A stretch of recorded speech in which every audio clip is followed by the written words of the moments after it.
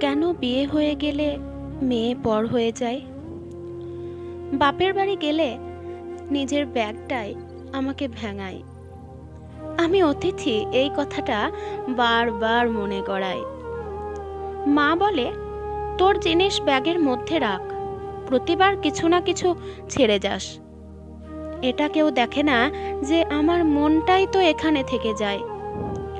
সময় পাখির মতো উড়ে যায়। হাতে গোনা কটা দিন স্বপ্নের মতো কেটে গিয়ে ফেরার দিন সামনে এসে যায়। সবার জিজ্ঞেস করা, আবার কবে আসা হবে? এই উদাস করা প্রশ্নে বুকের ভেতর ভয়ঙ্করভাবে নাড়িয়ে দিয়ে যায়। অজানা কি একটা যেন শিরায় বয়ে যায় বড়দের প্রশ্নে। কবে এলি? কদিন থাকবি? কবে ফিরবি? অজান্তেই এই সব কথাগুলোই মনের ক্ষত আরো গভীর করে দেয়। তুমি একজন অতিথি, প্রতি মুহূর্তে এই কথাটা আমাকে জানান দিয়ে যায়।